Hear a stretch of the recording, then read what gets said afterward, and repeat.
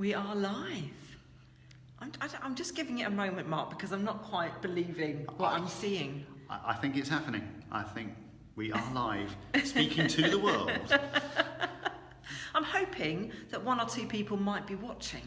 That would be nice. It would be good. Other than my mum. Did she say that she was tuning in, your mum? Well, she said she would, but mum and technology... That's true. Not great. That's true. Good afternoon, everybody. Hello. Hello. Welcome to our little. It's a Facebook Live moment. I don't think we can dress it up as anything more glamorous. No, it's not. It's not glamorous. No. And we've sort of constructed a very makeshift studio here at Christchurch Methodist. And here it is. So I'm just going to. I want to see because there's a comment. I don't know if I can. There we go. Penny. Penny's watching. Hello, Penny. Hello. Penny's not my mum. Okay, no, she's she's my colleague, so that would be weird otherwise. That would be odd. It was your mum. So, we have decided that it would be really great to introduce you to a new resource, and it would be good perhaps to recap where we've come from, perhaps some of the journey that we've been on. Yeah. My name is Gail Adcock, and I am Family Ministry Officer for the Methodist Church. I'm Mark Arnold, and I look after additional needs ministry stuff at Urban Saints. And this resource has been something that's grown out of the Belonging Conference that we did last September. Feels like a long time ago now. It is a little while ago. Quite a few months ago. And because of the response to that, we thought actually that there was some real scope to develop some ongoing resource for people. Yes. Yeah, and it was a journey that had actually started even before the Belonging Conference. Yeah. Because we'd felt that there was a real need to hear from young people about what ways church was hard for them, and maybe what their suggestions were for ways to make church more accessible and a place of belonging for everybody, including children and young people with additional needs and disabilities. And so at 3 Generate 2017, gosh, yes, it was. It was that long ago. We gathered a whole bunch of young people together, and in a variety of creative ways, we asked them what they thought. And we did some art, and we did some discussion, and we did some video, and there was an opportunity for young people to write what they thought, and lots of different ways for them to express their views. And from that, we got some great feedback and some great thoughts, which we were then able to distill down into 10 different themes that we could use to carry forward as ways that churches could create belonging. And so part of that process was that we planned and organised the conference that took place, the Belonging Conference last September.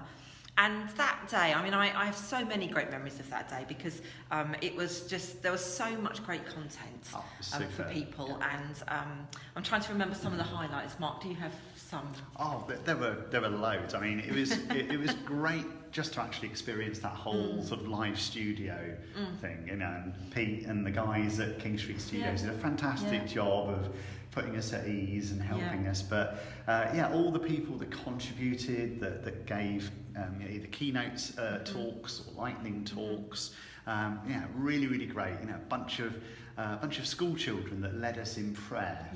That was really great. They were terrific. And of course our friends from Charing Cross Methodist Church as well, who were absolutely superb, brought puppets along, all sorts of creativity going on there. You know, it was a superb, really great day.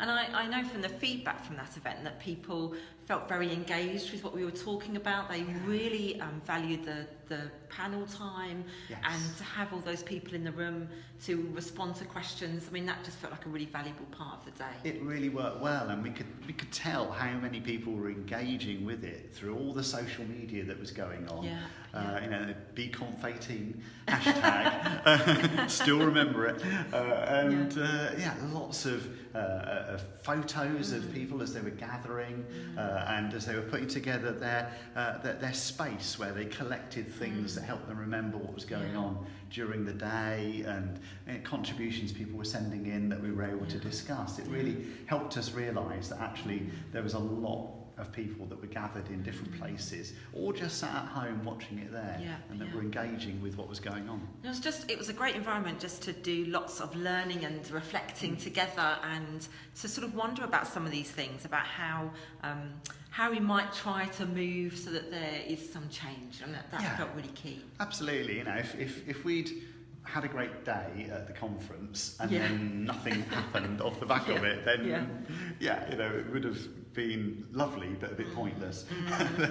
And so to see that, you know, there were people that were really recognising and committing to change, and you could see that from the comments that were coming through, but also for us to reflect and think, well, what's next? You know, we've done the conference, hopefully that's given some people some inspiration and some ideas, but what can we do to build on that and help to resource people and resource churches to be able to take it further? No, definitely.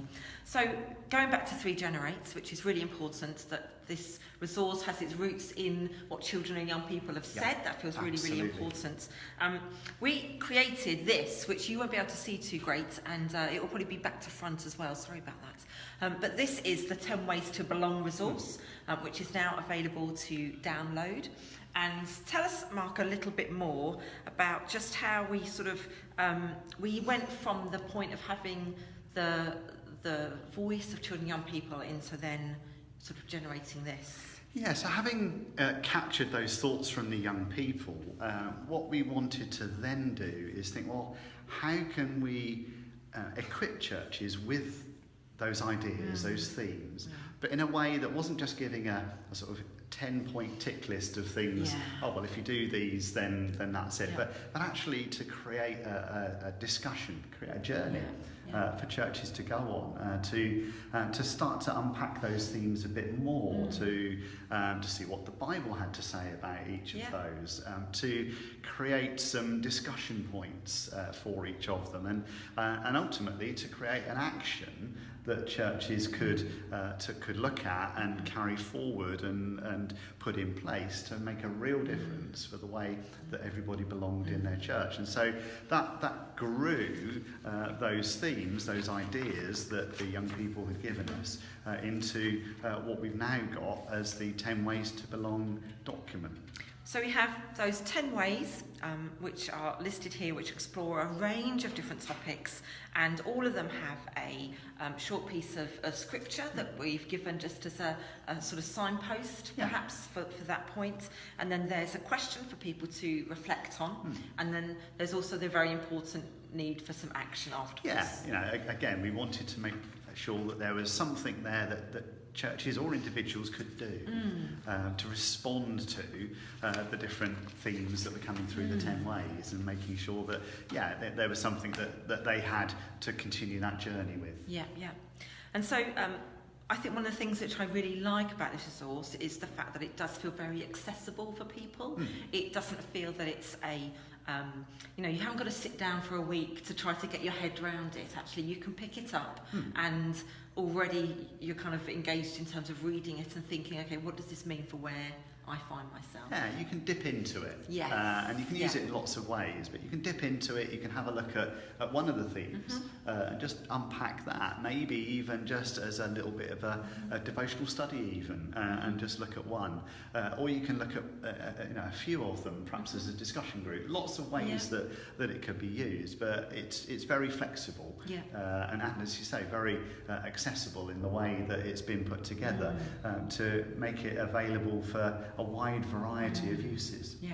So we're just going to look at one at the moment, which is number 7 is the one that we've chosen. And this way talks about the need for us to build a church community where everyone is accepted for who they are. And so, Mark, there's a verse there from Romans 15. Do you want to? Yeah, so the verse we picked for this particular theme from Romans 15 and verse 7 is, Christ has accepted you, so accept one another in order to bring praise to God. And it's just reflecting on the fact that Christ has accepted each one of us as we are and who we are. And it's by his grace that he transforms us. And so this verse reminds us of that, and then it reminds us then, we've got that responsibility to accept each other and to be embracing each other in Christ's love. Absolutely, and there's a short paragraph that follows which says about us being a place that celebrates diversity and difference, really important words, a community that recognises and understands that we all come from different places and have different life experiences. And so number 7 feels to me that one of the key things in that is about recognising our differences. Yes. And sometimes that might be something that within church we might be inclined to try and sort of suppress those things or sort of brush them to the side. Yeah. I mean, we all bring experience with us. We all carry scars. We have all sorts of background that we bring along to church with us. And sometimes we might think that those things aren't relevant or helpful or useful in a church context, but they can be. Yeah. And if we are a place that accepts everybody for who they are and accepts that diversity and difference that everybody brings, then suddenly we start to look at those things differently and think actually we can use our experiences to help others who might be going through a similar situation or a similar experience, and for whom maybe it's a bit more raw and a bit more difficult right now, but we can help them with that. Yeah. So your reflect on question for number 7 is, what unique characteristics do you have that make you who you are?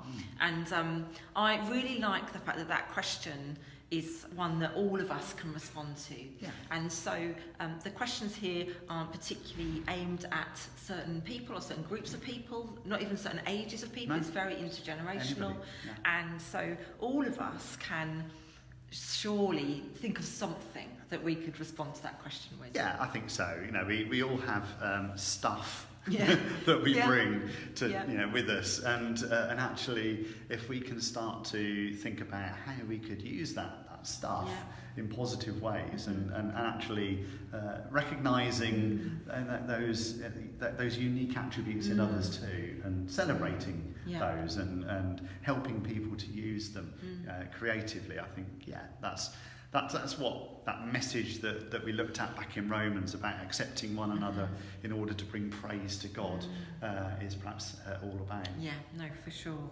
And so the act on question is, how could your church better recognise differences and celebrate this diversity? I like the use of the word celebrate in there, because I think it's not just about tolerating our differences, it's actually about how we are very openly celebrating those things. Yeah, it's about helping people to express who they are,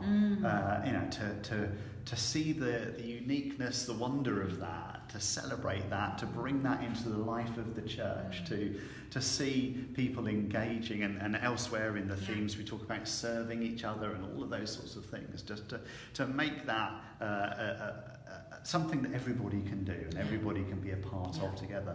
And that actually means that if I have additional needs, if I have something which makes me feel somehow I am less able, that actually there will still be something that I am able to do. Yeah. And so there will be something about me which can be recognised by the church. Yeah, we all have a part to play in God's church. And it's, when we can be more open and accepting of who we are and who others are, then it's much easier to see what each of us brings and how we can celebrate that together and join all that together and bring glory to God through it. No, definitely. And I think as well that as much as sort of this was something that's occurred out of us looking at additional needs within a church setting, it feels that there's many things that are important here which help us in terms of understanding us to be intergenerational community, but also if we're thinking a bit about mental health and how we're able to welcome and ensure that people who have got mental health issues feel that they also belong. So there's lots real of ways. breadth to it, really, and I think that's really important. And as you say, it can be viewed in lots of different ways Yeah. and worked through in lots of different ways. Yeah. But yeah, there's a real breadth there that can influence the whole church. Yeah. You know, we Yeah. started off asking a bunch of young people what they thought, but actually their thoughts and their reflections can inform all that we do in church and help us to make church a better place for everybody. No, absolutely, absolutely. So we've talked a little bit about who it's for. I think you've said that people in a range of different settings, so maybe a whole church, but actually church leaders might want to use it. I mean, it could be church leaders that use it maybe as a starting place for some talks, some church talks that could be given. It could be used in small groups, in home groups, as perhaps some pointers towards some discussion starters there. Bunch of children's and youth workers could use this as a way of just working through making sure that all that happens is accessible and inclusive and creates belonging for the children and young people. But you know, we can each individually use it too. The sky's the limit in a sense, isn't it? Because you really can is. sit down and reflect on it in such, as you said, sort of a host of very flexible ways. Yeah, you know, if you had 5 or 10 minutes and a cup of tea or coffee, and you just wanted to sit down and have a look at one of the themes, then you know, we could then reflect on what that means for us. You know, what are we bringing? You know, if we looked at that one that we just looked at, number 7, what does that mean for us individually, and how can we then bring that to the church as a whole? So yeah, plenty of ways. It's flexible in the way that we can use it, and it's accessible to all. It's nice to have that combination of something which has an individual purpose, but actually also one that's a corporate one as well. And so if potentially it's not a case that we have to start at the beginning and just work our way through from 1 to 10, but you could pick 2 or 3. You could choose those ones if you've read through and thought, actually, we really need to think about communication where we are. That could be a good one to start with. But there's a whole heap of ways in which a church or a person could pick it up. And absolutely, and churches can use the 10 ways that we've identified here and apply that to their own setting, maybe broaden some of it out in their own context to the way that they work, and use it in that way. So we probably wouldn't expect churches would dive into all 10 ways in one go, but picking 2 or 3 and then looking at what that means for them in their own context, I think is perhaps a good way to start. So we really hope that you're going to value engaging with the resource. It is available on the Belonging webpage, which is on the Methodist Church website. All the resource from the conference is still there, so you can go and watch the whole day. Yes. If you want to relive every moment, you could do that. You can fast forward through all of it. That would generally be my response. You can watch the lightning talks, because they're also available, just some really short key points really about different aspects of additional needs ministry. And you can download the colour copy of the Belonging resource, and also we have a printer friendly version, so you can print it out in black and white if you're trying to save your printer.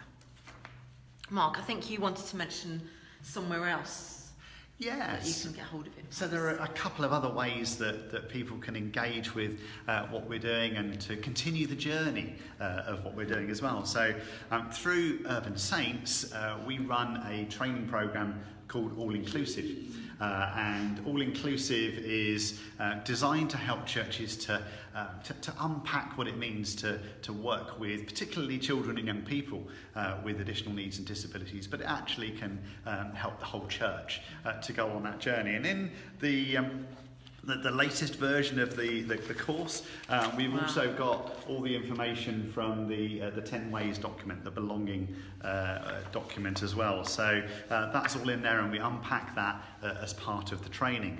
And for those of you that are watching on Facebook, there is a Facebook group that you might like to join. It's called the Additional Needs Alliance.